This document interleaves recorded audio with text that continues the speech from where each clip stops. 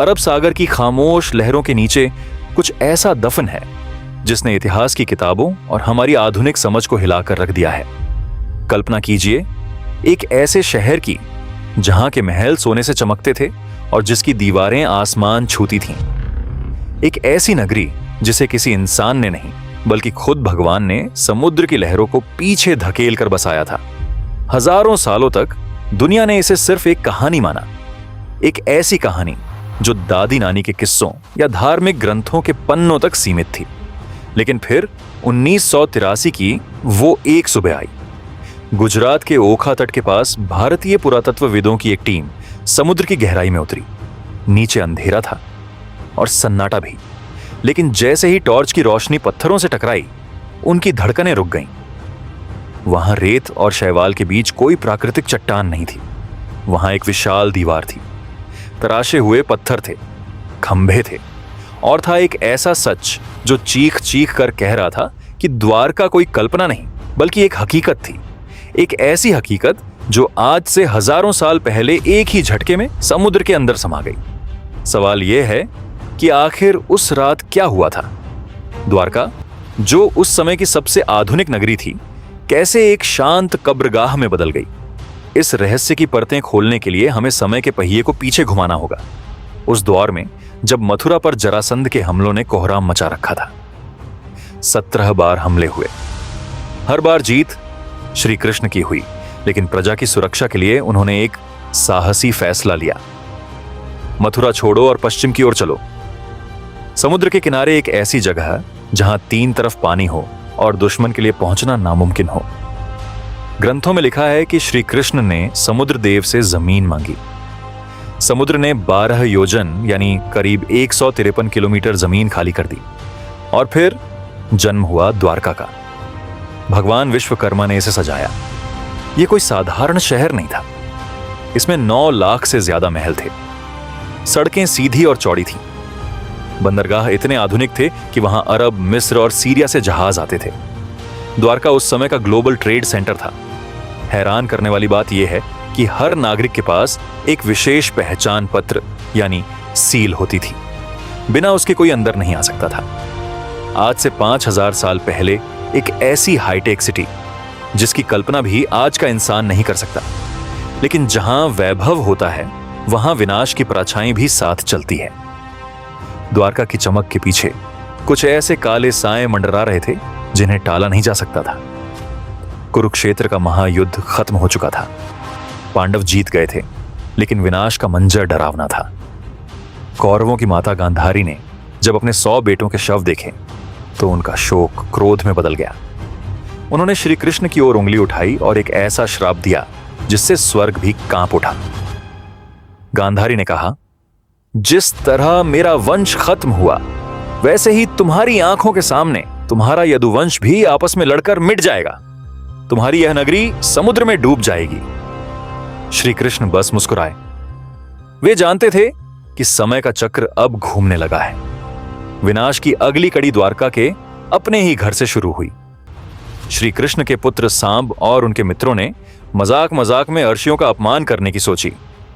सांब ने एक गर्भवती स्त्री का रूप धारण किया और ऋषियों से पूछा कि उनके गर्भ से क्या पैदा होगा। त्रिकालदर्शी ऋषियों ने सच जान लिया और क्रोध में आकर श्राप दिया, इसके गर्भ से एक लोहे का मूसल पैदा होगा जो तुम्हारे पूरे कुल के विनाश का कारण बनेगा। डर के मारे जब उस मूसल को नष्ट करने के लिए उसे समुद्र में घिसकर फेंका गया तो उसकी एक छोटी सी नोक बाकी रह गई। उसी नोक को एक मछली ने निगल लिया और बाद में वो एक शिकारी के तीर की नोक बन गई। इधर द्वारका में अपशकुन होने लगे। आंधियां चलने लगीं। आसमान में अजीब आकृतियां दिखने लगीं। यदुवंशियों के बीच अहंकार और शराब का नशा इतना बढ़ गया कि वे मर्यादा भूल गए। देखते ही देखते पूरा यदुवंश खत्म हो गया। बलराम ने तट पर बैठकर प्राण त्याग दिए। श्री कृष्ण अकेले जंगल में एक पेड़ के नीचे जा बैठे।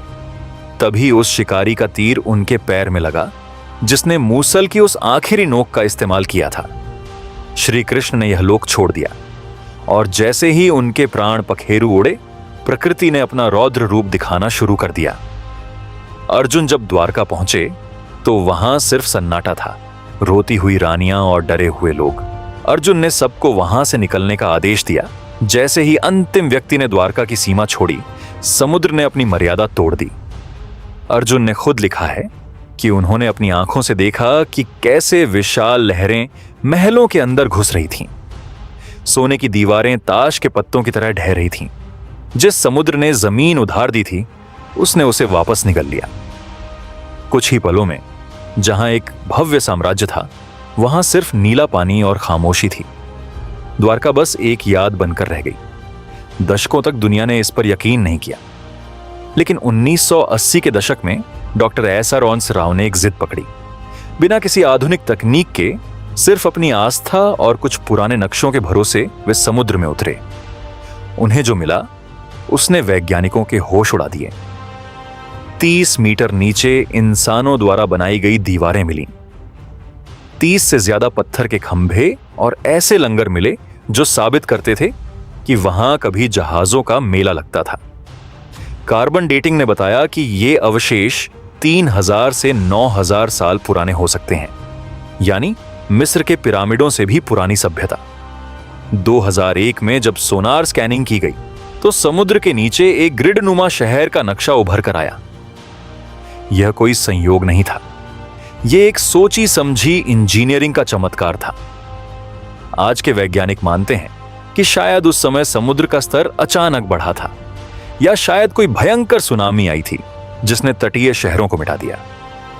2024 में जब भारत के प्रधानमंत्री खुद समुद्र की उस गहराई में उतरे और मोर पंख अर्पित किए, तो दुनिया ने फिर से उस गौरव को महसूस किया। आज द्वारका 2 हिस्सों में है, एक वो जहां मंदिरों की घंटियां बजती हैं, और दूसरी वो जो नीचे पत्थरों के बीच आज भी सांस ले रही है। यह कहानी हमें सिखाती है कि वक्त कितना भी ताकतवर क्यों ना हो, सत्य को हमेशा के लिए नहीं छुपा सकता। द्वारका डूबी जरूर थी, लेकिन वह खत्म नहीं हुई। वह आज भी समुद्र की हर लहर में, मंदिर की हर गूंज में और हमारी रगों में दौड़ते उस इतिहास में जिंदा है जो कहता है कि भगवान का वादा और वक्त का पहिया कभी नहीं रुकता। द्वारका की खामोशी आज भी एक सवाल पूछती है, क्या हम उस सत्य को पहचानने के लिए तैयार हैं जो हमारी आंखों के सामने पानी की गहराई में छिपा है? कुछ कहानियां कभी खत्म नहीं होती, वे सिर्फ सही वक्त का इंतजार करती हैं ताकि वे दोबारा जाग सकें और दुनिया को अपना असली चेहरा दिखा सकें।